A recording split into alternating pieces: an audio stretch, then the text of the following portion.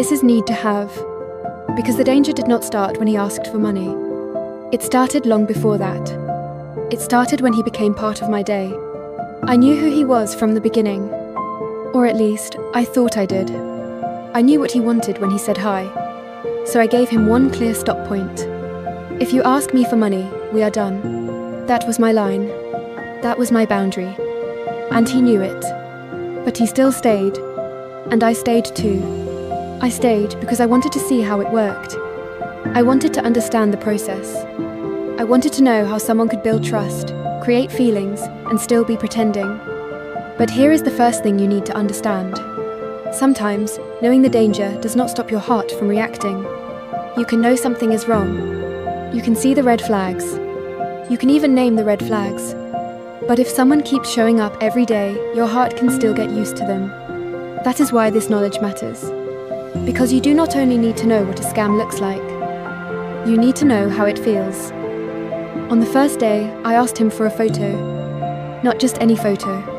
I asked him to send me a photo of himself holding a cup. He murmured, "Are you kidding?" I could hear the irritation. Maybe he did not expect that. Maybe he was annoyed. Maybe he thought I was testing him too early. But the next morning he sent the photo. He was holding a cup. His face looked a little angry. And from that moment, we started talking. Every day. Not for 1 week. Not for 1 month. For 6 months. 6 months of daily conversation.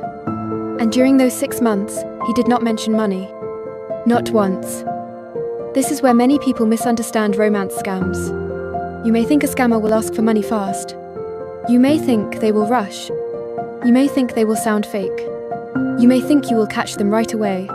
But sometimes they do not rush. Sometimes they are calm.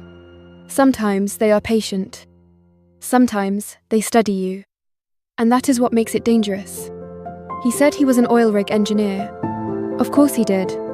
That is a common story. A job far away. A job that explains why he cannot meet. A job that explains strange hours. A job that explains distance. A job that creates mystery. But I have to say this. He was not careless. He was not dumb. He was intelligent. Or he was well trained. Or maybe he had learned the script very well. He knew how to talk. He knew how to wait. He knew how to make me feel special. Not too much. Not too little. Just enough. And this is another lesson for you. Love bombing is not always loud. Sometimes love bombing is quiet. Sometimes it is not 100 messages a day. Sometimes it is one perfect message at the right time. Sometimes it is a soft voice. Sometimes it is someone saying, "I am here for you." Sometimes it is someone waiting up late just to call you.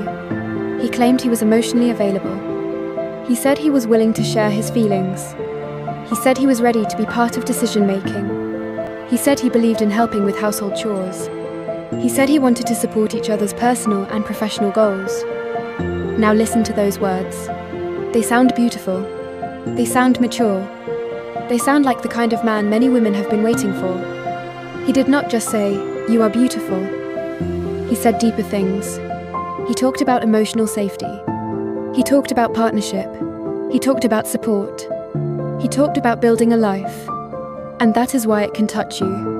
Because he is not only speaking to your ears, he is speaking to your unmet needs. If you have been tired of carrying everything alone, those words feel powerful. If you have wanted someone who listens, those words feel powerful. If you have someone who shows up, those words feel powerful. But here is what you need to ask. Are these words connected to real action? Or are they only designed to open your heart? Because someone can say they are emotionally available, but that does not mean they are real. Someone can say they want to support your goals, but that does not mean they are honest. Someone can say they want a future with you, but that does not mean they plan to live in that future. He also told me about his childhood. He said growing up on a farm with his grandparents was a blessing. He said it shaped his character. He said it gave him a deep appreciation for the land that sustained them. He said those memories still echoed in his heart. That sounds touching, right? It sounds warm. It sounds human. It sounds like a man decent with roots, a man with values, a man with family memories, a man who understands hard work. And that is the point.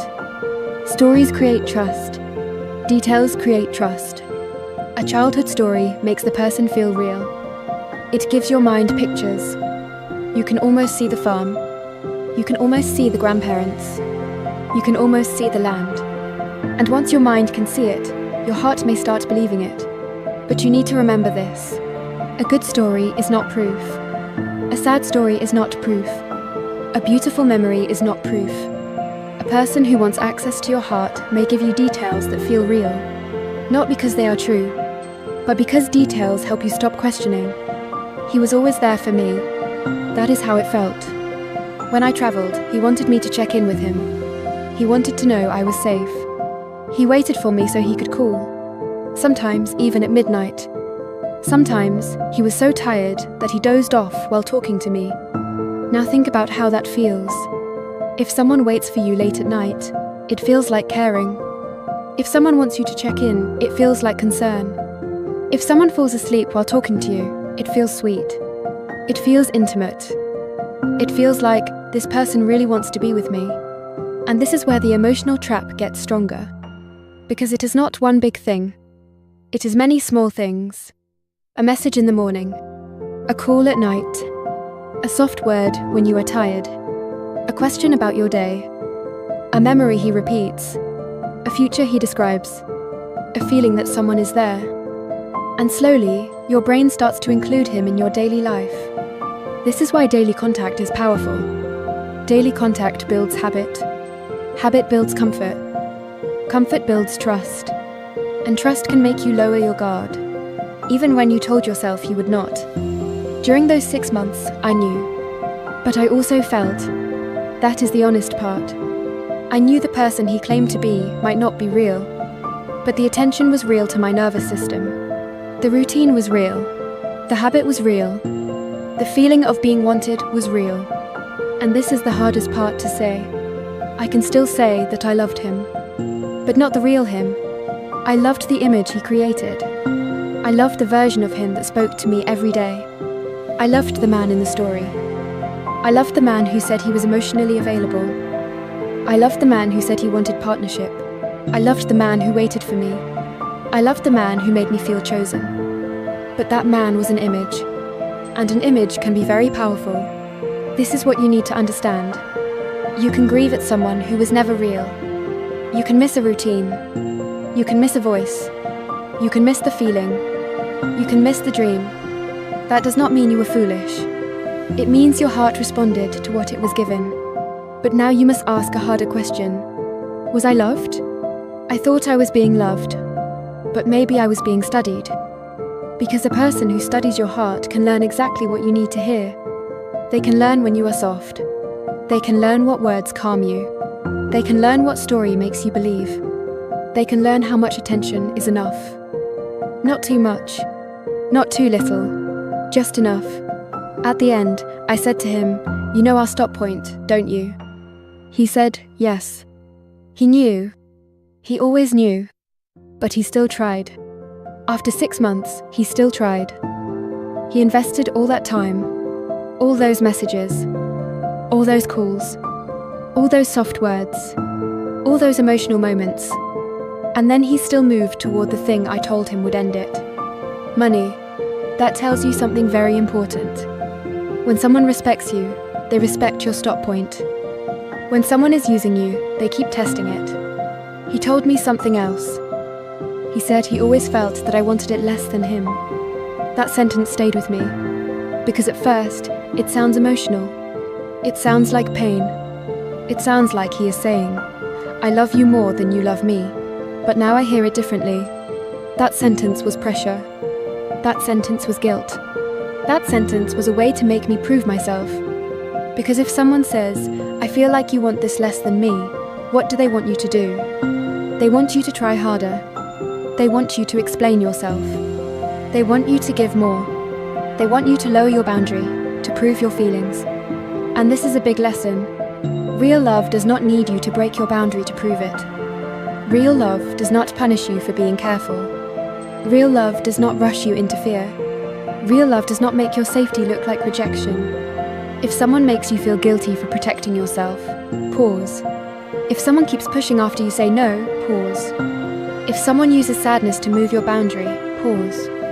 Because love respects the line. Manipulation studies the line. And then it looks for a way around it. So here is what I want you to take from my story.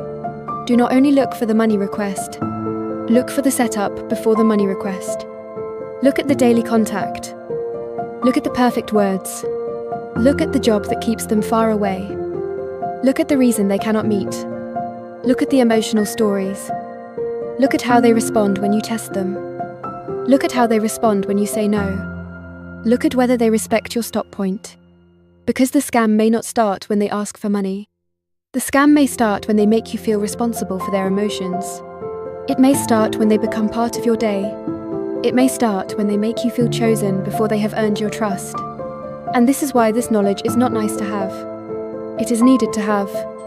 Because you can be smart and still be touched. You can be careful and still feel attached. You can see the red flags and still feel the pull. If this helps you understand what is really happening, subscribe. We talk about the emotional patterns most people miss.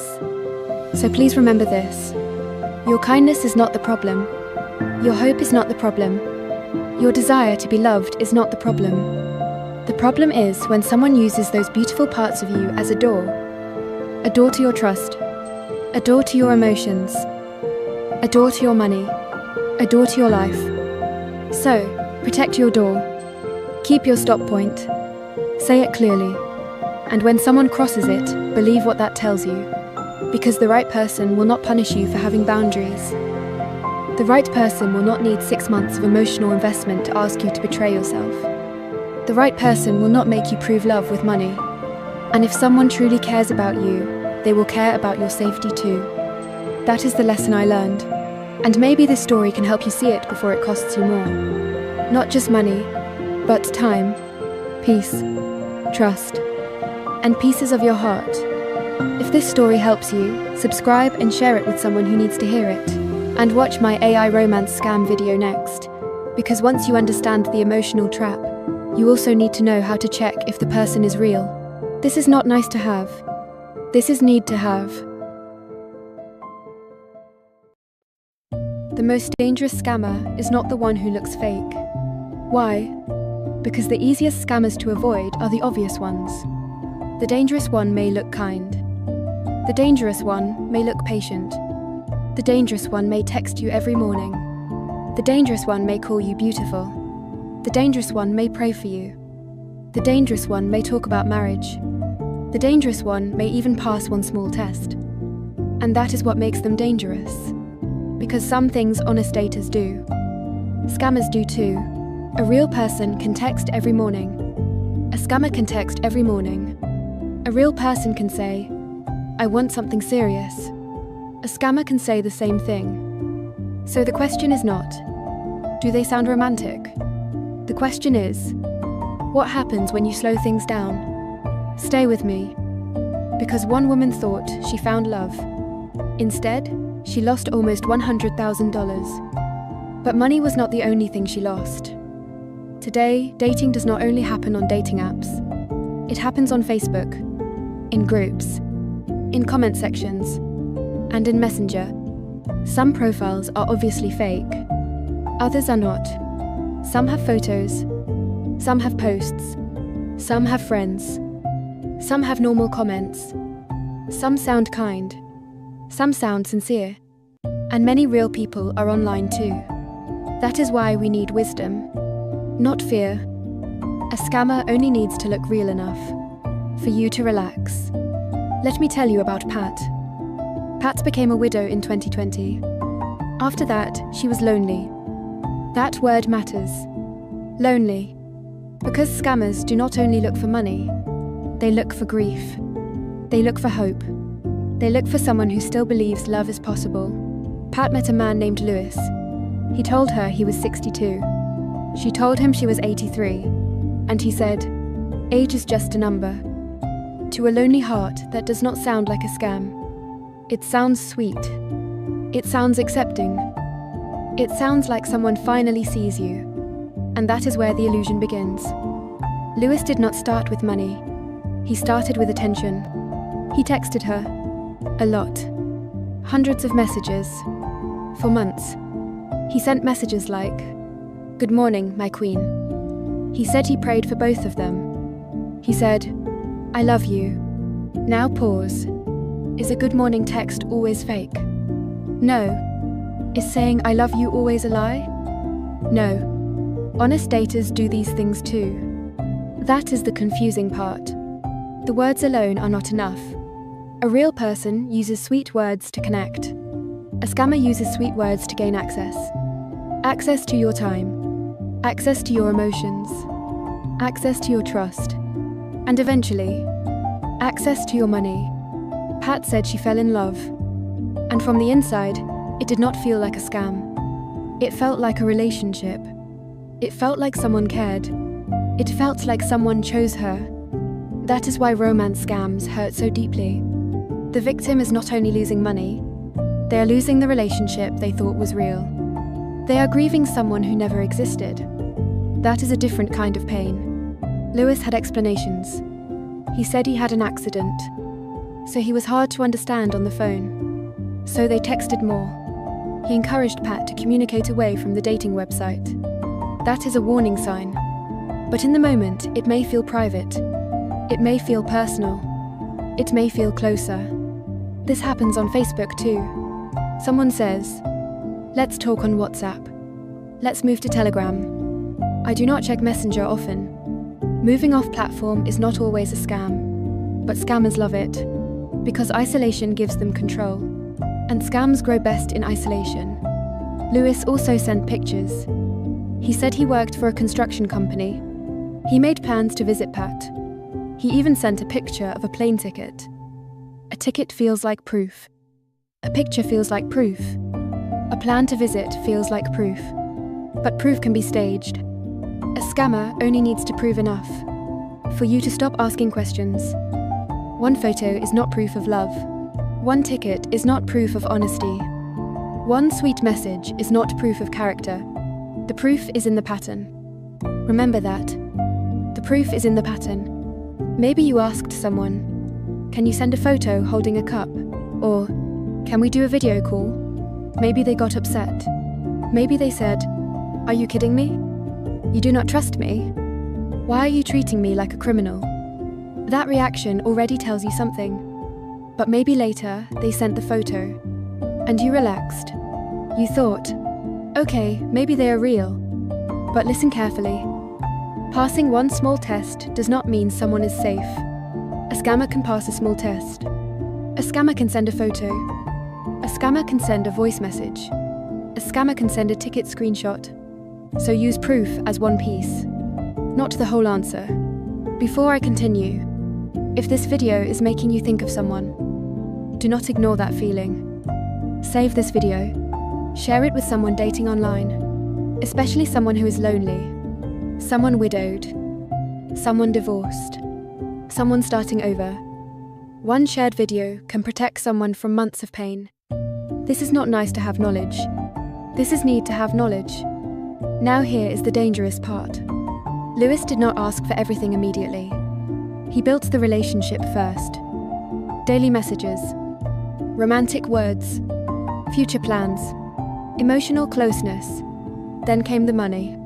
Over 6 months, Lewis convinced Pat to send 5 checks. She thought she was helping the man she loved. She thought it was for his business. She thought she was supporting their future. But the money went to scammers. The total was $98,547, almost $100,000. But the pain was not only financial. Pat felt sick. She felt heartbroken. She felt ashamed. The money hurts, but the shame hurts too. The betrayal hurts. The embarrassment hurts. The thought that someone used your kindness against you, that hurts. But being scammed does not mean you are stupid. It means someone studied your hope and used it against you. The shame belongs to the scammer, not the victim. This is why we cannot ignore the signs.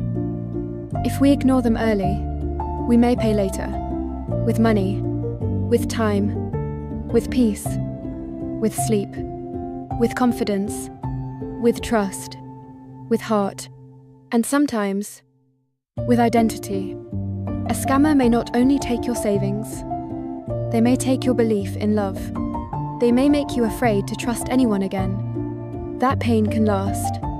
So the goal is not to become cold. The goal is to become clear. Not afraid. Clear. Not bitter. Wise. So what are the things honest daters do that scammers also do? First, they show interest. An honest person may ask because they care. A scammer may ask because they are collecting emotional information. They want to know where you are lonely. They want to know where you are hurt. They want to know what you miss. They want to know what words you have been waiting to hear. That is why interest alone is not proof. Attention is not proof. Questions are not proof. The pattern is proof. Second, they text every day. Daily texting is not bad. Good morning texts are not bad. Good night texts are not bad. But daily contact creates habit. Habit creates attachment. Attachment creates trust. And trust can make people ignore questions. If a stranger asks for money on day 1, you say no. Easy. But if someone has talked to you every day for 6 months, it feels different. When they ask for help, it no longer feels like a stranger asking. It feels like someone you love is in trouble. That is the setup. The scam does not begin with, "Send me money." The scam begins with, "Good morning, my queen." Third, they talk about the future. A real dater may say, "I want something serious. I would love to meet you. I can see us building something." That can be healthy. But scammers also talk about the future. Sometimes it is very fast. They may talk about marriage before meeting. They may say God brought you together. They may say they deleted the app because of you. And maybe you want to believe it. That does not make you foolish. It makes you human. But ask yourself, do I feel calm or swept away? Do I still think clearly? Or am I afraid to question the connection? Real love can slow down. A scam usually cannot. Fourth, they have problems. Real people have problems. Life is real. But scammers have problems at the perfect time. Right before the visit. Right before the meeting. Right before they can come home. Suddenly, there is an emergency. A frozen bank account. A delayed contract. A stuck package. A broken phone. A business problem. And somehow, you are the only person who can help. That is not romance. That is pressure. That is emotional leverage. If someone you have never met makes you financially responsible for their crisis, stop. Do not send money. Do not send gift cards. Do not send crypto. Do not share bank information. Do not open accounts. Do not let love turn you into a financial tool. Pat became suspicious when Lewis sent a contract. He asked her for $500,000. He said it was to invest in his business. The contract listed an address. Pat checked it in person. It was bogus. And when Lewis realized she had no more money, he stopped calling. He stopped texting. When the money stopped, the love stopped. That is the painful truth. It was not love. It was access. Access to loneliness. Access to trust. Access to money. So, how do you protect yourself? Use the boundary test. Say, "I do not send money to someone I have not met in person." Then watch. Say, "I want a live video call." Then watch. Say, "I need to slow down." Then watch. Say, "I do not invest in someone's business online." Then watch. An honest person may feel disappointed, but they will respect you. A scammer may get angry. They may guilt you. They may say, "You do not trust me. You hurt me. I thought you loved me." They may disappear. That reaction is information. Do not ignore it. Here are 3 simple tests. The time test. Can they handle slow pacing? The proof test. Can they verify who they are respectfully? The money test. Can the relationship exist without financial access? No emergencies. No investments. No gift cards. No crypto.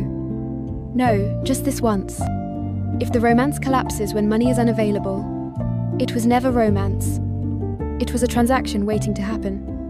For Facebook profiles, ask, does this profile show real life? Real history? Real comments? Real friends? Photos that match the story? Or does it feel empty? Copied? Too perfect? Too romantic too fast? Also ask yourself, do I feel peaceful? Or pressured? Respected? Or rushed? Safe? Or responsible for rescuing them? Love should not begin with rescue. Maybe you are watching this and thinking of someone who messages every day, someone who seems kind, someone who says they are serious, someone who has a complicated reason they cannot meet. I am not telling you they are automatically fake. I am telling you to slow down. Real love will not be destroyed by wisdom. So ask questions. Take the video call. Check the profile. Talk to a trusted friend. A healthy relationship can survive outside your inbox. A scam grows best in isolation. So remember this: a good morning text is not proof. A beautiful photo is not proof. A sad story is not proof. A plane ticket screenshot is not proof. A promise of marriage is not proof. The proof is in the pattern. The proof is in the boundaries. The proof is in what happens when you say no. The goal is not to become cold. The goal is to become clear. Do not stop believing in love, but stop confusing attention with trust. Stop confusing daily texting with commitment. Stop confusing one photo with proof. Stop confusing pressure with passion. The right person will not make you feel guilty. To protect yourself. And if someone disappears because you asked for safety, you did not lose love. You avoided pain. You protected your peace. You protected your future. If this video helped you, please like it, share it, send it to someone online, especially someone who is lonely, someone widowed, someone divorced, someone starting over. And after this video, to understand more about how scammers slowly build emotional trust before they ever ask for money, please watch my other video. This is Need to Have Knowledge, how romance scammers build emotional trust. Watch it to the end, because that video explains how the emotional trap is built step by step. And if you are talking to someone online right now, and something in this video makes you feel uncomfortable, do not ignore that feeling. This story may help you see what you have been missing. But sometimes, when you are emotionally involved, it is hard to see clearly by yourself. So before it is too late, before you send money, before you share personal information, before you get pulled deeper into the relationship, you can contact me for a 20-minute free consultation. I can help you take a look at your current situation and help you think through the red flags. My email is listed in the comments section. The question is not, can they look real for one moment? The question is, can they stay real over time? Watch the pattern. Test the boundaries. Protect your heart. Protect your money. Protect your peace. Because love should never require you to abandon your safety. 5 things honest daters do that scammers also do. How can you tell the difference before your heart gets too attached? Scams do not always begin with money. They begin with connection, a conversation, a feeling, a person who makes you feel alive again. This is a story reported in AARP magazine. Her husband had been gone for 14 years. She was not looking for romance. Then a man named Tony found her on Facebook. He said he was a surgeon working in Iraq. He said he was widowed. He said he had 2 children. At first, it felt innocent. Then it felt special. He said romantic things. He made her feel seen. He made her feel wanted. Soon, his children started messaging her. They wanted to call her mum. She had never had children. She had waited her whole life for someone to call her mum. So it felt like love. It felt like family. It felt like a new life. They talked several times a day. Tony called 5 or 6 times a day. The conversations felt real, and that made her trust him. Then came the first request, a gift card. He said he needed a better signal to call her. Then he needed money for better food. Then came more requests. Each time she helped. Not because she was foolish, but because by then it was not just about money. It was about protecting relationships, the future, the family she thought she finally had. When she said she was struggling to pay her own bills, he promised to pay her back. Then came the day he was supposed to arrive. Suddenly, he needed $20,000. That was when everything unraveled. It was a scam. In total, she had sent him $39,000, everything she had. But the money was not the only thing that hurt. Losing romance hurts. Losing the new life hurt. And she had told no one, so she carried the burden alone. That is why these matters. Romance scams are emotional crimes. They target hope. They target loneliness. They target trust. They target the part of you that still wants to believe love is possible. So here are 5 things honest daters do that scammers also do, and how to tell the difference. 1. They give you attention quickly. An honest dater may text you often. They may check in. They may remember details. That can be real. But scammers also use attention. Tony called 5 or 6 times a day. That can feel romantic. But it can also create dependency. The difference is this. Honest attention respects your life. Scammer attention takes over your life. So ask yourself, is this person getting to know me? Or are they becoming the center of my world too quickly? Real love gives you space. Manipulation takes it away. 2. They say romantic things. An honest dater may compliment you. They may say they like talking to you. They may say they feel close to you. That can be healthy. But scammers use romance to speed up attachment. Tony said romantic things to her. After 14 years without her husband, those words reached a lonely place. They made her feel chosen. Here is the difference. Honest words grow from real experience. Scammer words move faster than reality. So ask yourself, what does this person actually know about me? Have they earned this closeness? Or are they giving me a beautiful feeling too soon? Honest love grows. Scam love rushes. 3. They create a future too soon. An honest dater may talk about family. They may talk about the future. That can be normal. But scammers create a future before they build a present. Tony's children called her mum. That touched a lifelong dream. Now it was not just romance. It was family. And when someone gives you a dream you thought was gone, you do not want to lose it. So ask yourself, are we building something real? Or am I being pulled into a future that has not been earned yet? A real future needs real proof. Video calls. Consistent details. Verifiable identity. Respect for boundaries. No pressure for money. If the future is beautiful, but the present is full of excuses, slow down. 4. They ask for small help first. Scammers usually do not start with the biggest request. They start small. In this story, the first request was a gift card. He said it would help him call her. So the money did not feel like money. It felt like connection. Then came money for food. Then more requests. Then bigger requests. Once you say yes the first time, it gets harder to say no. Every yes deepens the emotional investment. Here is the difference. An honest dater does not use your feelings as a financial resource. A scammer turns emotional closeness into obligation. So ask yourself, are they asking for help? Or training me to ignore my limits? Do not send money, gift cards, crypto, bank information, or private documents to someone you have not met and verified. If saying no makes you afraid they will leave, that is not love. That is leverage. 5. They promise to pay you back. Tony promised to pay her back when he came home. That promise kept hope alive. It made the loss feel temporary. It made her think, I just have to hold on a little longer. Then came the final request. He needed $20,000. That was when the truth came out. Here is the difference. An honest person respects your financial limits. A scammer keeps creating emergencies that require your sacrifice. A safe person can handle your boundaries. A scammer needs you to abandon them. So let's put it together. Honest daters and scammers can both give attention.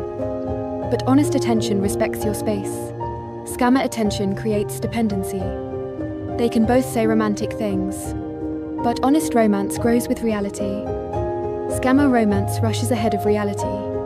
They can both talk about the future. But honest future talk has present proof. Scammer future talk keeps you emotionally invested. They can both ask for support. But honest support does not become financial pressure. Scammer support becomes gift cards, money, emergencies, and guilt. If this story sounds familiar, hear this clearly. You are not stupid. You are not weak. You are not the only one. Talk to someone you trust. Pause all payments. Save the messages. Contact your bank. Report the scam. And if you are in the US, AARP's Fraud Watch Network helpline is 877-908-3360. If you want to understand how scammers build emotional trust before they ask for money, watch my next video. This is Need to Have Knowledge. How romance scammers build emotional trust. Because once you understand the trust-building stage, you can recognize the manipulation before it reaches the money request. The one idea I want you to remember is this. Online dating becomes dangerous when emotional connection moves faster than reality. It is not wrong to want love. It is not wrong to want family. It is not wrong to want a second chance. But real love does not need gift cards. Real love does not need secrecy. Real love does not punish your questions. And real love does not make you go broke to prove you care. So do not only ask, do they make me feel special? Ask, do their actions prove they are real, safe, and honest? Please share this with someone online, especially someone lonely, widowed, divorced, or starting over. Love should not cost your peace. Love should not cost your savings. Love should not cost your sense of self.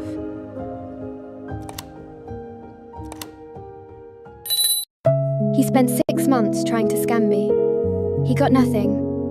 So someone else took over. Same account. Different person. Different trap. And this time it was not "I love you." It was "I can't pay my rent." That is how the scam changed from romance to pity. If you have not watched part 1, it is called He Waited 6 Months Before Asking for Money. That video explains how the emotional bond was built before money was ever mentioned. But in this video, I want to show you what happened after he failed. Because the story did not end. Someone else took over. And this is not nice to have. This is need to have. Because a romance scam is not always one person behind one phone. Sometimes it is a system. Sometimes it is a group. Sometimes the person you think you are talking to today is not the same person you talked to yesterday. And if you do not know how to notice the change, you may miss the second trap. After 6 months, something felt different. The words changed. The writing style changed. The way he responded changed. The timing changed. The emotional tone changed. It was still the same account. It was still supposed to be the same man. But it did not feel like the same person. That was the first thing that gave him away. Not his face. Not his voice. His writing. When you talk to someone every day for months, you learn their pattern. You learn how they write. You learn how they avoid questions. You learn how they use emotion. You learn the rhythm of their messages. And suddenly, the rhythm was different. That is one of the signs you need to watch for. When someone's writing style suddenly changes, pay attention. When their words become more simple or more polished, pay attention. When their emotional tone changes, pay attention. When they remember some things, but forget other things, pay attention. Because you may not be talking to the same person anymore. So I pointed it out. I told him I noticed the change. I told him the writing did not sound the same. I told him the behavior did not feel the same. At first, he did not want to say it. But after I pointed it out, he admitted it. He admitted he was not the same person. And that moment changed how I saw the whole thing. This was not just one man trying to scam me. This was connected to something bigger. Maybe a group. Maybe a network. Maybe people passing the conversation from one person to another. And this is what you need to understand. When scammers invest time in you, they may not want to lose the work. They may not want to lose the emotional connection that was already built. So if one person cannot close the scam, someone else may try. They may come in with a different tone, a different story, a different kind of pressure, but the goal may still be the same. Access, trust, money, control. Then we had several screen video calls. And that is when I saw the person behind the screen. He was not the successful man from the story. He was not the oil rig engineer. He was not living the life that had been described to me. He was living in Ghana. His living condition looked very difficult. He said he could not pay his rent. He complained about the environment around him. He said it was impossible for him to get anywhere from where he lived. He sounded stuck. He sounded frustrated. He sounded like someone who felt trapped in his own life. And this is where the story became emotionally confusing. Because when you finally see the person behind the scam, you may expect to feel only anger. But sometimes, you may also feel pity. You may see a person living in hard conditions. You may hear pain in their voice. You may see that their life is not easy. And suddenly, the scam becomes confusing again. Because now you are not only looking at a liar, you are also looking at a human being. But here is the lesson. Someone's hard life does not give them the right to harm your life. Someone's struggle does not give them permission to manipulate you.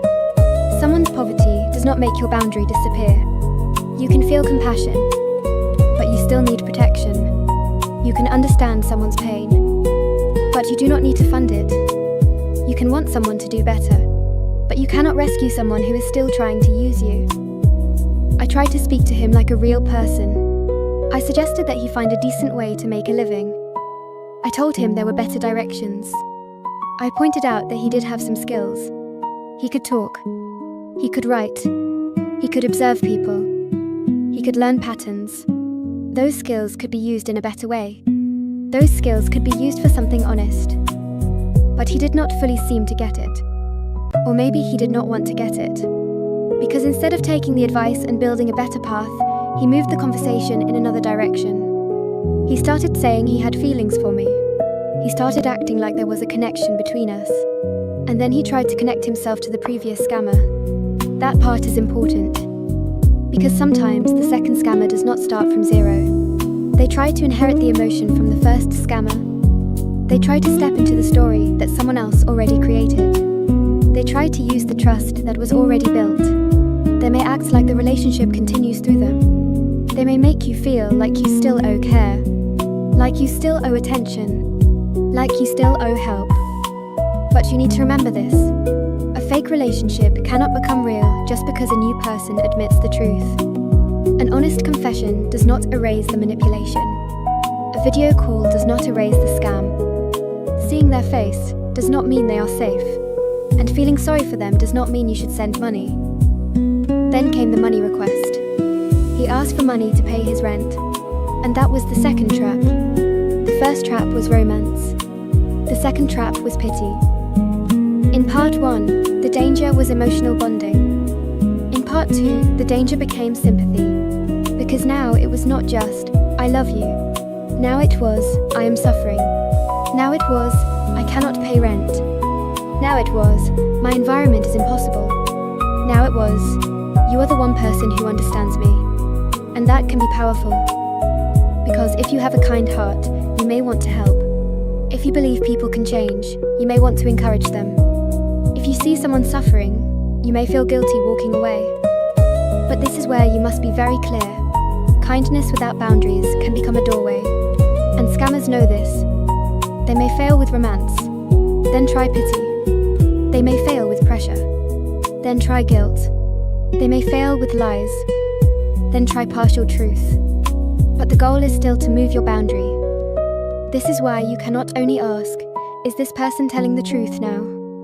You also need to ask, what are they asking me to do with this truth? Are they using the truth to take responsibility? Or are they using the truth to get money? Are they trying to change? Or are they trying to make me rescue them?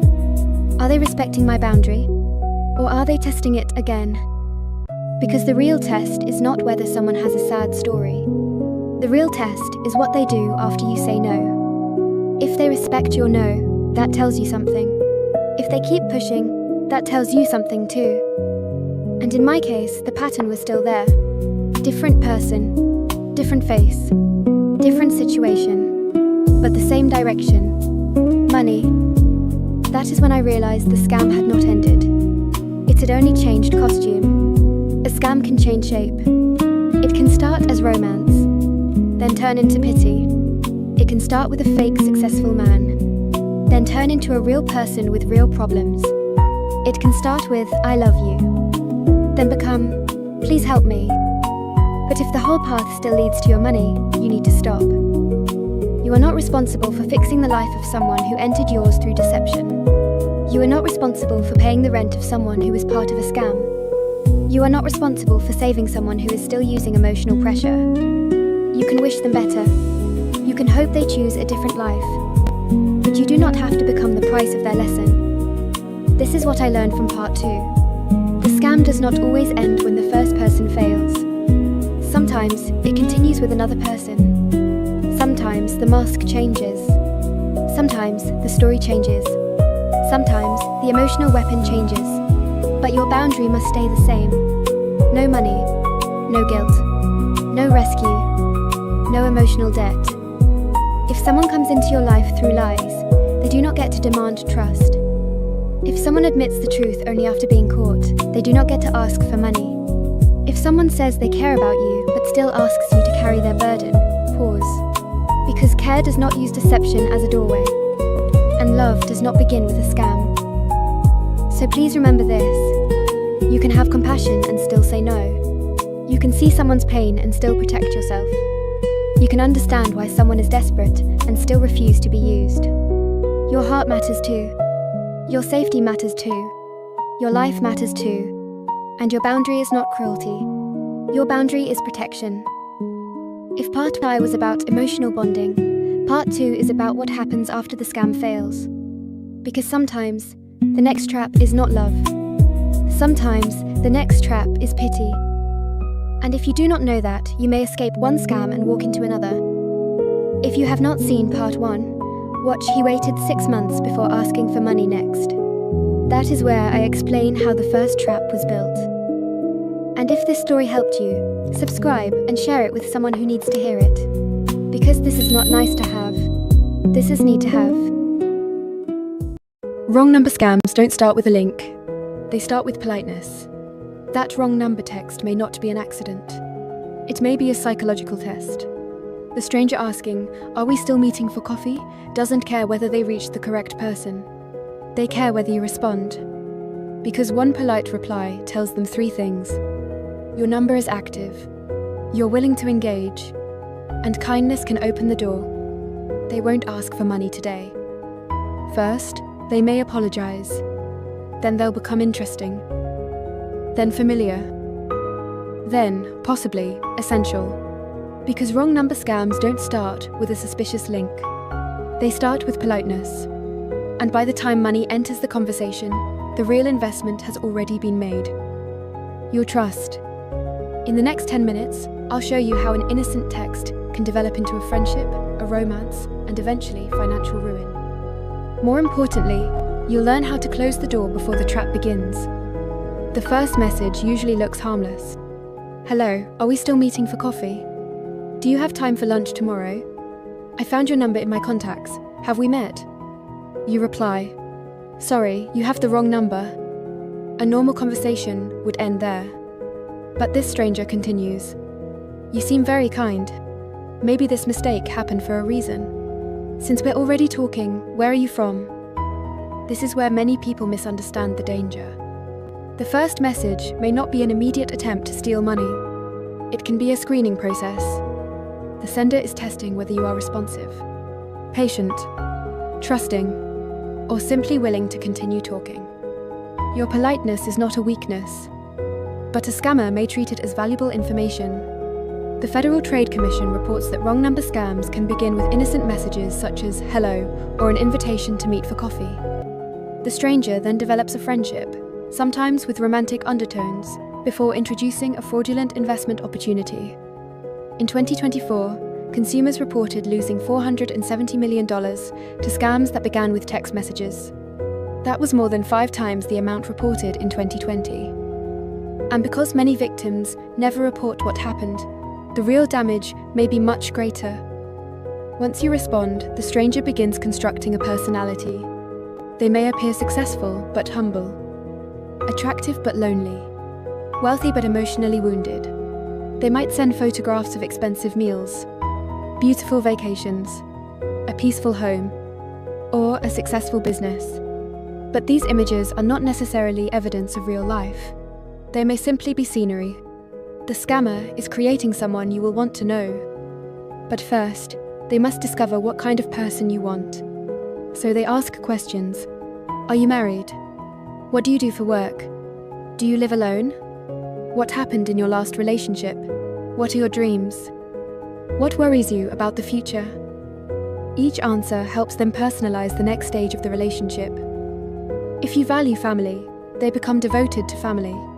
If you have experienced betrayal, they claim to have been betrayed. If you feel lonely, they become consistently available.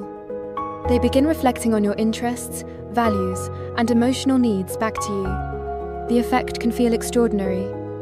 Finally, someone understands you. But true intimacy grows through shared experiences and verified reality. A scammer can manufacture the appearance of intimacy through constant communication and carefully selected responses. Soon, the stranger may ask you to move the conversation to WhatsApp, Telegram, or another private messaging platform. The reason sounds practical. This app is easier. I use it for work. I don't check regular messages very often. But moving the conversation serves another purpose. It separates the relationship from the place where it began. Now the connection can develop privately, with fewer reminders that this person was once a complete stranger. Messages begin arriving every morning. Did you sleep well? Have you eaten? I was thinking about you. Consistency creates familiarity. Familiarity begins to feel like safety. Eventually, you stop asking, "Who is this person?" Instead, you begin asking, "Why would someone who cares about me want to hurt me?" That is the transformation the scammer needs. To understand how far manufactured trust can go, consider the publicly shared experience of Lang. Her story appeared in an interview published by the Dating to Win channel. According to Lang's account and the channel's description, she was an educated and successful nurse practitioner. She was not careless. She was not unintelligent. She reportedly became involved in a romance and cryptocurrency scam that continued for approximately 6 months. The reported loss was approximately $1.6 million. Public descriptions of her interview say she sold 2 houses during this period. Think about what that reveals. A person does not normally sell 2 homes because a stranger suddenly asks for money. That level of financial action requires something much deeper. Trust, emotional commitment, and the belief that both the relationship and the opportunity are real. Lang's account does not establish that her relationship began with a wrong number text, but it demonstrates the possible destination of a prolonged relationship-based investment scam. The criminal's most powerful tool is not cryptocurrency. It is the relationship surrounding the cryptocurrency. Without that relationship, an investment request may look suspicious. Inside the relationship, it can look like a shared future. The victim may believe they are investing alongside someone who loves them. They may imagine retirement, travel, financial security, or a new life together.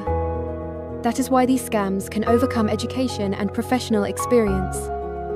The decision is no longer processed as, should I trust this financial platform? It becomes, should I trust the person I love? Those are 2 completely different questions, and the scammer may have spent months preparing the answer. The financial opportunity is often introduced casually. The stranger may mention trading cryptocurrency or receiving guidance from a successful relative. They do not always pressure the victim immediately. Instead, They show screenshots of apparent profits. Then they say, "You don't have to invest. I only wanted to share this with you. We could build our future together." This creates the illusion that the victim is making an independent decision. Eventually, the victim is directed to a professional-looking investment platform. The balance rises. The account appears profitable. The numbers create excitement. The victim may even be allowed to withdraw a small amount, but that withdrawal is not proof that the investment is legitimate. The FBI warns that scammers may permit small withdrawals to create the appearance of legitimacy and persuade victims to invest more. This is manufactured proof. The scammers may sacrifice a small amount to unlock a much larger investment. Once more money has been deposited, the platform suddenly freezes the account. Now there is a tax, a verification payment, a security deposit, or a withdrawal fee. Every payment is presented as the final obstacle between the victim and their money. But the displayed profits may never have existed. The numbers on the screen were part of the performance. At this stage, outsiders often ask, why would anyone keep paying? But that question ignores everything that came before. The victim is not responding to one financial demand. They are responding to weeks or months of emotional conditioning. They may also experience the sunk cost effect. The more money, time, and hope someone has invested, the harder it becomes to accept that everything may be gone. The scammer adds emotional pressure. You're giving up just before the withdrawal. Don't you trust me? This is our future. Now caution is reframed as betrayal. Love becomes something the victim must prove financially. Remember this: a legitimate partner will never require you to risk your financial security to demonstrate your love. From this day forward, follow one simple rule.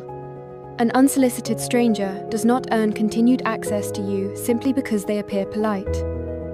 If you receive a wrong number message, do not continue the conversation.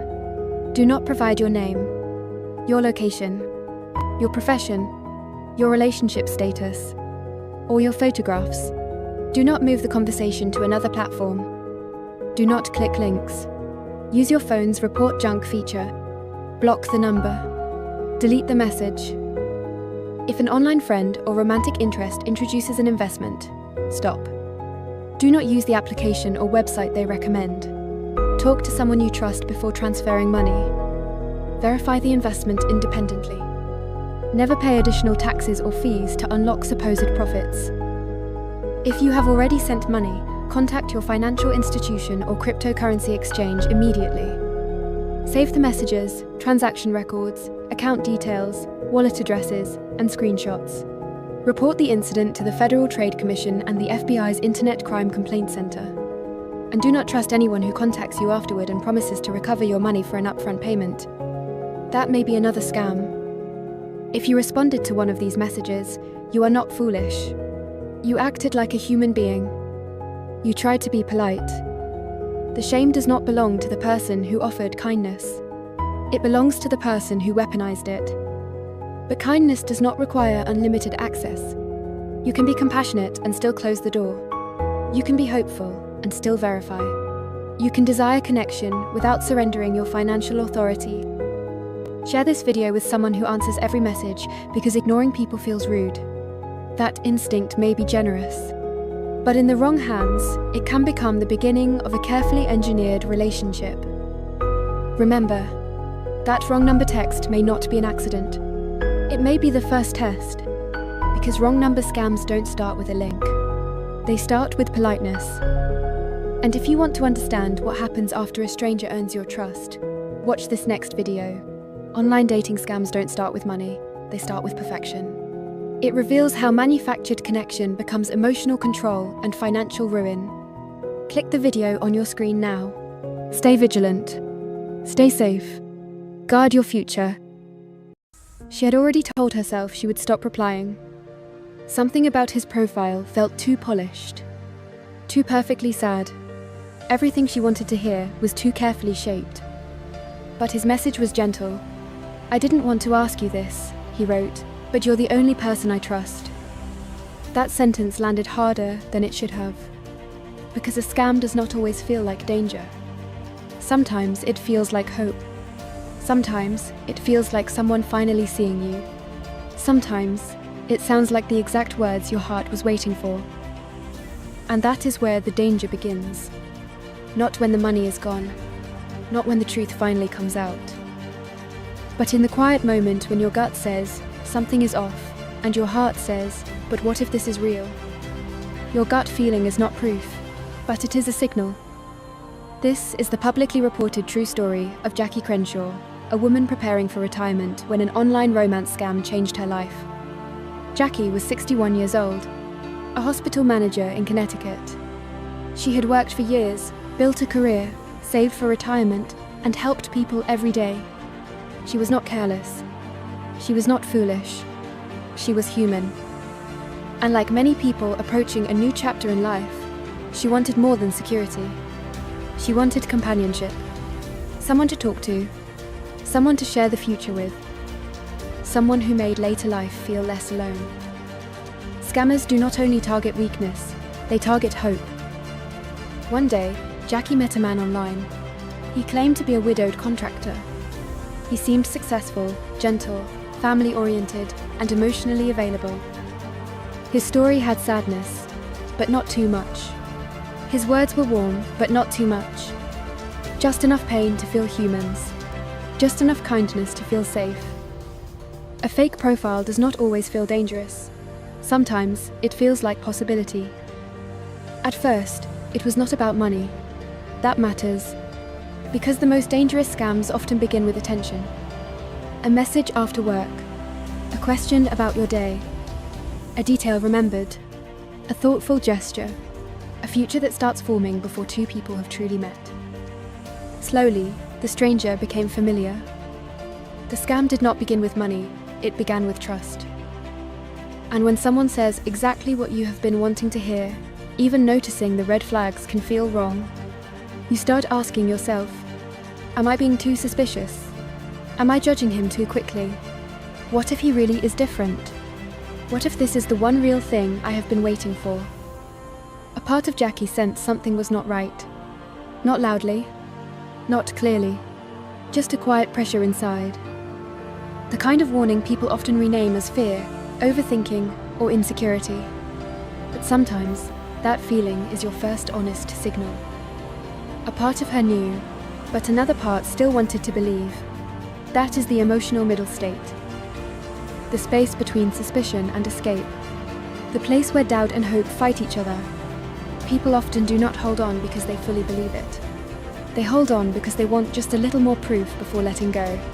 One more message. One more explanation. One more sign is that maybe it is real. People do not always stay because they believe the lie.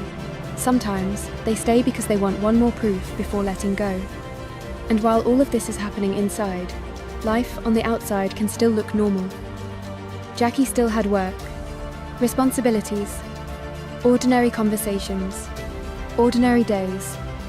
But beneath that ordinary behavior, her mind was still inside the relationship, replaying messages, promises, excuses, soft sentences that made her feel special. The scam was happening beneath ordinary behavior.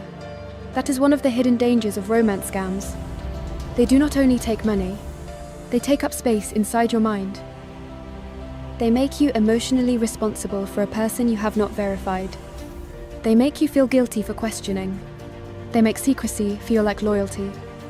But real love does not need you to hide from everyone who cares about you. Real love does not need secrecy. As the relationship evolved, it became less about companionship and more about a shared future. Cryptocurrency, a supposed broker, screenshots, account balances that appeared to grow, proof that looked real enough to quiet the warning. And when fake proof enters the story, doubt becomes harder to hold on to, because now it does not only feel emotional. It looks like evidence. Small proofs can feel bigger than they are when your heart wants the story to be true. That is how pressure becomes a decision. Slowly, emotionally. Before you realize it, you are no longer asking, is this real? You are asking, what if I miss my chance? The danger was not only the fake profile, the danger was how much she wanted it to be real. Eventually, warnings appeared. A friend became suspicious. Police were alerted. And even then, Jackie still wanted to believe. That is not weakness. That is emotional manipulation. Because when you are inside the story, a warning does not always feel like rescue. Sometimes, it feels like someone is taking away the one thing you were hoping for. That is why scams can be so confusing. Part of you knows something is wrong, but another part still wants to believe.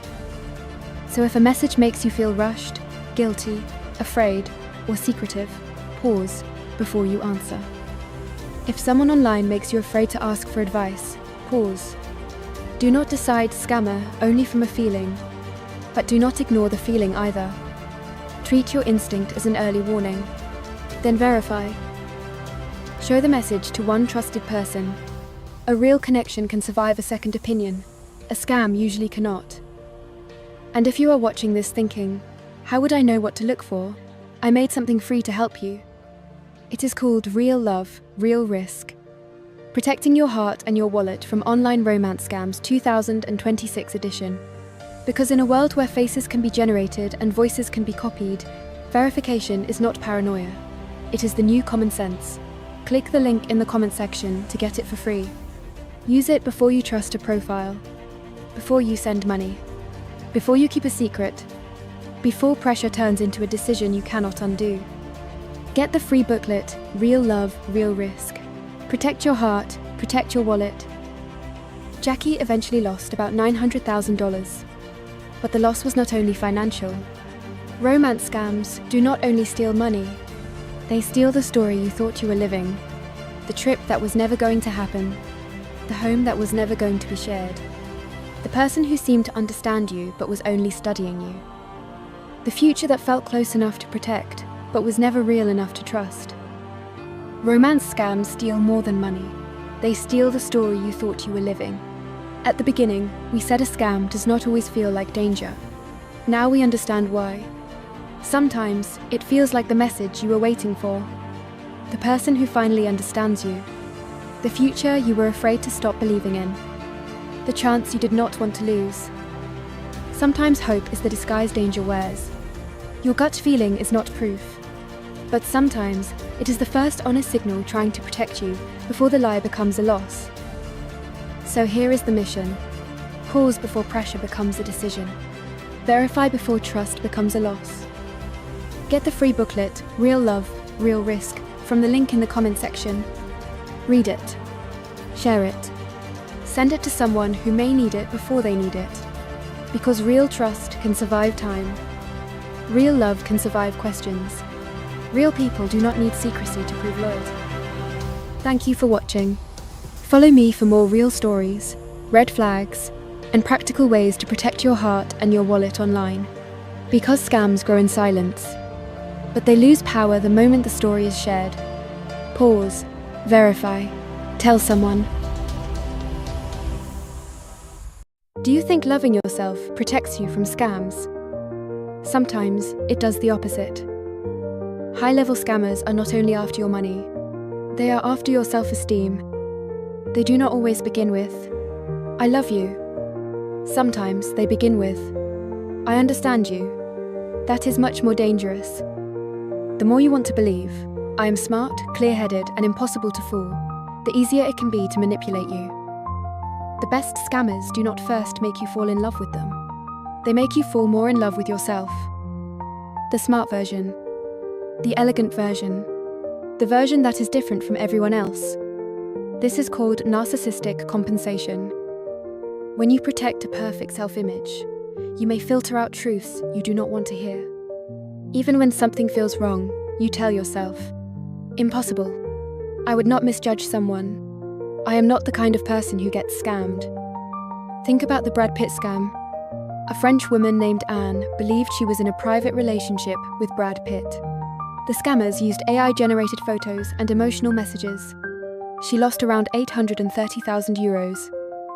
Many people laughed. How could anyone believe that? But the real warning was not Brad Pitt. It was the feeling. Being chosen. Being understood. Being seen by someone extraordinary. That is the dangerous part of high-end dating scams. Now let me tell you about Sarah. This is a typical kind of case I discuss in my book, What a Wild Online Dating World, which you can find on Amazon.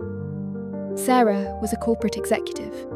Strong income, refined life, fitness, travel, wine, investing. She often said, "A woman must love herself." Sarah was careful. If a man called her baby too quickly, she blocked him. If someone rushed to meet, she blocked him. If anyone mentioned money, she became alert. So Sarah never thought she could be scammed. She once told a friend, "Someone like me cannot be fooled." That was exactly the opening. She could recognize low-level scammers, but not high-level ones. When this man appeared, he did not rush. He did not say he loved her. He did not mention investment. He only observed her. Sarah posted a restaurant photo.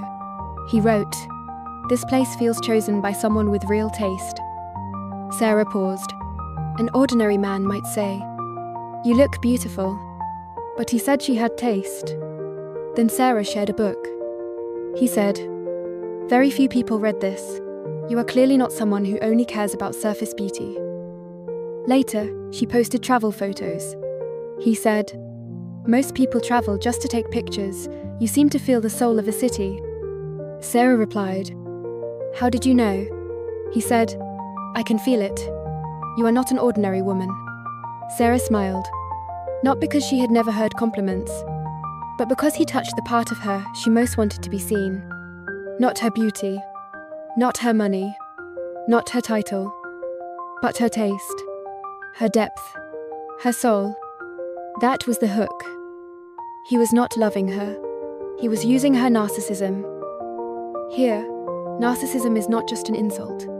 It is the small part inside all of us that hopes, "I'm special. I hope someone sees my true value." The scammer saw that part. Then he started feeding it.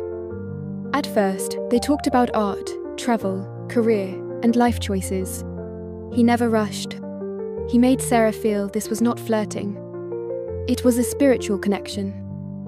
One night, Sarah had dinner with a friend. Her friend asked, "Did you meet someone new?" Sarah smiled. "Kind of, but he is different." "How is he different?" Sarah said, "He understands me." Those 3 words are dangerous, because many online dating traps do not begin with, "I love you." They begin with, "I understand you." Later, Sarah joked, "You are not a scammer, are you?" A low-level scammer might panic. But this man replied, "The fact that you are so cautious makes me admire you. Not many women can stay so clear-headed." He used her suspicion as a compliment. Sarah's alertness was supposed to protect her, but he turned it into part of her self-esteem.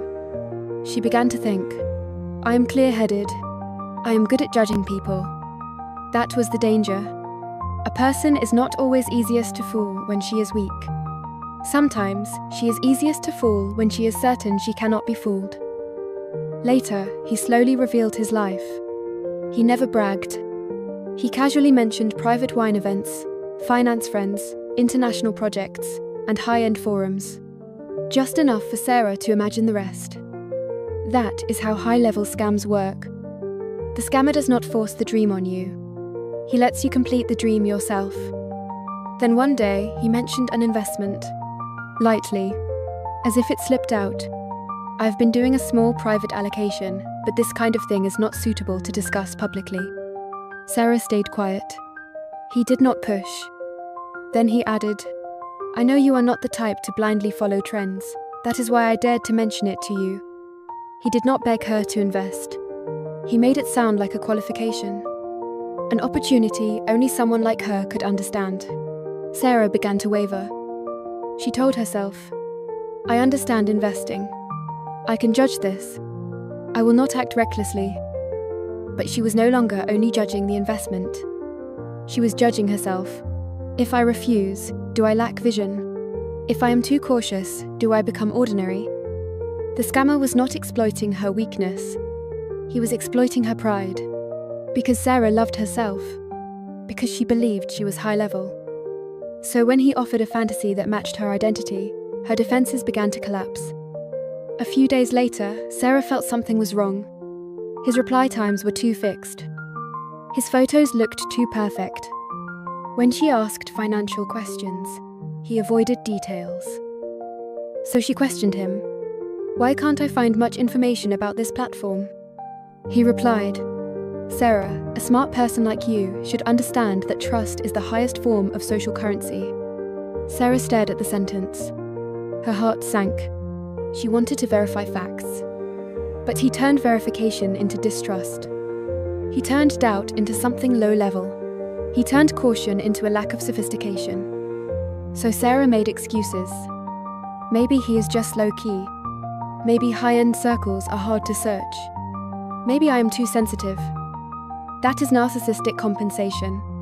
It is not that you do not see the truth. It is that you filter out the truth because it damages your perfect self-image. Later, Sarah invested. Just to test.